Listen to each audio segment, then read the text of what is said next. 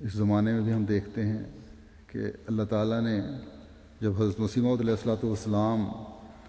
کی صداقت کی نشانی کے طور پر طاعون کی بیماری کا نشان دکھایا تو آپ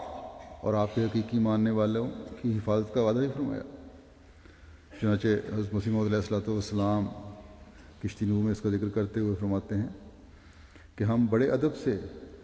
جب حکومت نے کہا تھا کہ ٹیکہ لگوایا جائے اس کے خلاف، لکھتے ہیں کہ ہم بڑے ادب سے اس محسن گورنمنٹ کی خدمت میں عرض کرتے ہیں کہ اگر ہمارے لیے ایک آسمانی روک نہ ہوتی تو سب سے پہلے رعایا میں سے ہم ٹیکہ کراتے۔ فرمایا کہ اور آسمانی روک یہ ہے کہ خدا نے چاہا ہے کہ اس زمانے میں انسانوں کے لیے ایک رحمت کا نشان دکھاوے، سو اس نے مجھے مخاطب کر کے فرمایا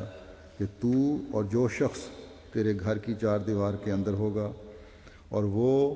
جو کامل پیروی اور اطاعت اور سچے تقوی سے تجھ میں محو ہو جائے گا، وہ سب طاعون سے بچائے جائیں گے۔ اور ان آخری دنوں میں خدا کا یہ نشان ہوگا۔ اور دنیا نے دیکھا کہ کس طرح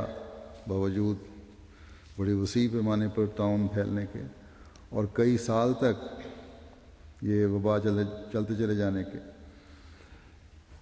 5-6 سال کے عرصے میں محیط ہے، اللہ تعالیٰ کے فضل سے احمدی محفوظ رہے۔ پھر بیماریوں کے علاوہ بھی مختلف قسم کے صدمات ہیں۔ مال کا صدمہ انسان کو پہنچتا ہے، اولاد کا صدمہ انسان کو پہنچتا ہے، عزت کا صدمہ پہنچتا ہے۔ تو اللہ تعالیٰ ہی اپنے فضل سے یہ طاقت دیتا ہے تو اسے انسان برداشت کر سکتا ہے، ورنہ انسان اس صدموں کے اثر سے ہی پاگل ہو جاتا ہے۔ تو یہ بھی اللہ تعالیٰ کی ایک حفاظت کا طریقہ ہے۔ بعض انسانوں پر ان صدمات کے اثرات نظر بھی آتے ہیں اور عجیب ذہنی کیفیت ان کی ہوئی ہوتی ہے، بلکہ اس حالت میں پھر وہ بعض دفعہ جب صدمات پہنچتے ہیں بعض لوگوں کو، ان کا خدا تعالیٰ سے یقین بھی اٹھ جاتا ہے اور خدا تعالیٰ کے خلاف بول رہے ہوتے ہیں۔ تو یہ نمونے اللہ تعالیٰ جو بعض دفعہ دکھاتا ہے وہ اس طرف توجہ دلانے والے ہونے چاہیے کہ اگر اللہ تعالیٰ کا فضل نہ ہو اور اس کی حفاظت کا انتظام نہ ہو تو انسان کی زندگی چل ہی نہیں سکتی۔ ایک ایک لمحہ انسان کی زندگی کا جو ہے اللہ تعالیٰ کے فضل اور اس کی حفاظت کی وجہ سے۔ اللہ تعالیٰ اپنے نیک بندوں سے اس تعلق میں خاص سلوک فرماتا ہے اور وہ ہر حالت میں خدا تعالیٰ کی رضا کو پیش نظر رکھتے ہیں، اور صدمات اور مصائب میں جب بھی ان پر آتے ہیں تو وہ انا للہ و انا الیہ راجعون کہتے ہیں، اور تو اللہ تعالیٰ پھر اس کے نتیجے میں اللہ تعالیٰ کی رحمت جو ہے انہیں پھر سمیٹتی چلی جاتی ہے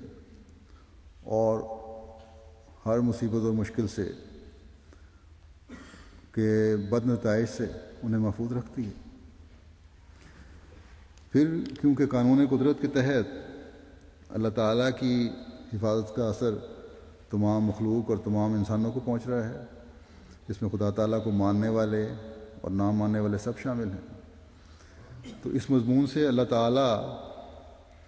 کے حکموں کے انکاری اور کافروں کے لیے بھی سبق ہے کہ اگر شرارتوں میں بڑھتے رہے تو اللہ تعالیٰ جو تمہیں آرام مہیا کرنے والا ہے اور حفاظت کے سامان کرنے والا ہے، اپنی حفاظت واپس بھی لے سکتا ہے، اور ایسی صورت میں تمہاری تباہی لازمی ہے۔ پھر اس آیت میں خدا تعالیٰ نے فرمایا کہ ان اللہ لا یغیر ما بقوم حتی یغیروا ما بانفسہم، یعنی یقیناً اللہ تعالیٰ کبھی کسی قوم کی حالت کو نہیں بدلتا جب تک وہ خود اپنی اندرونی حالت کو نہ بدلے۔ اس کا مطلب ہے کہ اللہ تعالیٰ نیکوں کے متعلق اپنا رویہ نہیں بدلتا، جو نیک لوگ ہیں وہ اللہ تعالیٰ کے فضلوں سے ہمیشہ فیض پاتے چلے جاتے ہیں. جب تک ان میں نیکیاں رہیں گی، جب تک وہ خدا تعالیٰ کے احکامات کے پابند رہیں گے، جب تک وہ حقوق اللہ کی ادائیگی کرتے رہیں گے، جب تک وہ حقوق العباد خوش اسلوبی سے ادا کرتے رہیں گے، جب تک وہ من حیث الجماعت نیکیوں پر قائم رہیں گے، اللہ تعالیٰ کے فضلوں سے وہ جماعت، اللہ تعالیٰ کے فضلوں کی جماعت وارث بنتی چلی جائے گی. اللہ تعالیٰ کے فضل، اس کی رحمت، اس کے انعامات اس وقت اٹھنا شروع ہوتے ہیں جب لوگ اللہ تعالیٰ کے ولی بننے کے بجائے شیطان کو اپنا ولی بنانا شروع کر دیتے ہیں. نیکیاں جو ہیں وہ مفقود ہونا شروع ہو جاتی ہیں، ظلم بڑھنا شروع ہو جاتا ہے، سفاکی جنم لینا شروع کر دیتی ہے، حقوق غصب کیے جانے لگتے ہیں، حکومتی کارندے رشوت اور ناانصافی میں تمام حدود پھلانگنے لگ جاتے ہیں. ہر شخص دوسرے کے مال پر نظر رکھ رہا ہوتا ہے،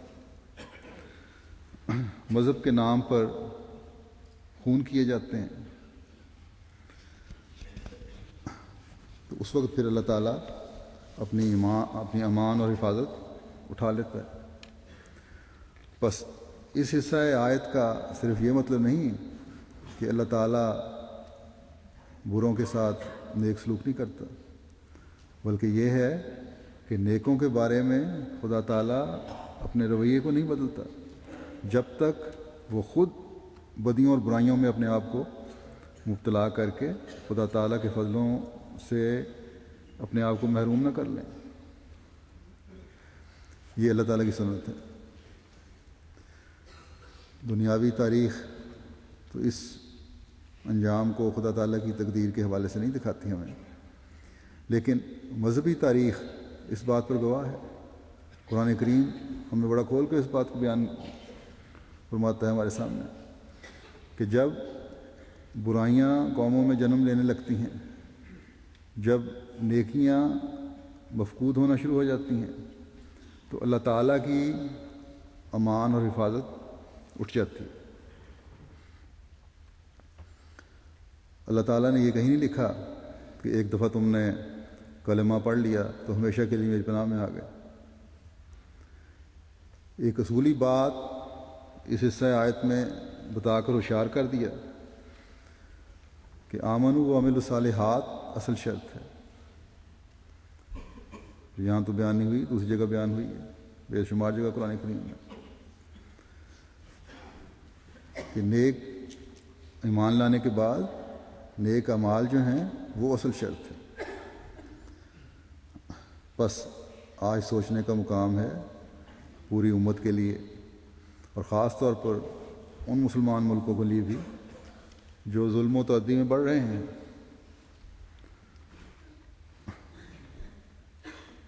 شرفاء کو ختم کرنے کی سازشیں کی جا رہی ہیں. بس اس آیت میں جو اللہ تعالیٰ نے اگلی بات فرمائی اس پر غور کرنے کی ضرورت ہے آج کل، اور اس کے لیے خاص طور پر پاکستانیوں کو تو توبہ و استغفار کی بہت زیادہ ضرورت ہے. اللہ تعالیٰ فرماتا ہے کہ وَإِذَا أَرَادَ اللَّهُ بِقَوْمٍ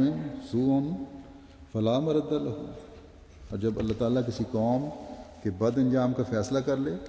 تو اسے ٹالنا ممکن نہیں. بس ضرورت ہے کہ کسی آخری فیصلہ سے پہلے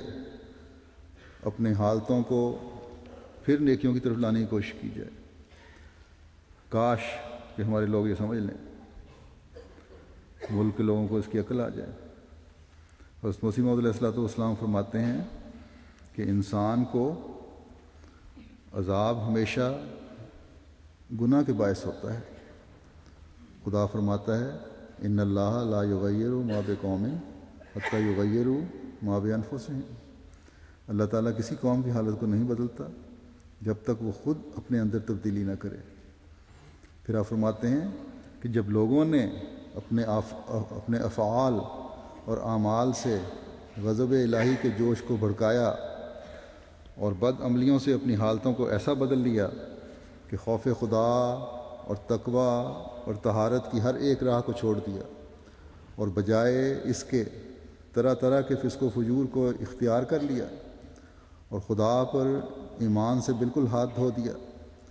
دہریت اندھیری رات کی طرح دنیا پر محیط ہو گئی، اور اللہ تعالیٰ کے نورانی چہرے کو ظلمت کے نیچے دبا دیا، تو خدا نے اس عذاب کو نازل کیا تاکہ لوگ خدا کے چہرے کو دیکھ لیں اور اس کی طرف رجوع کریں۔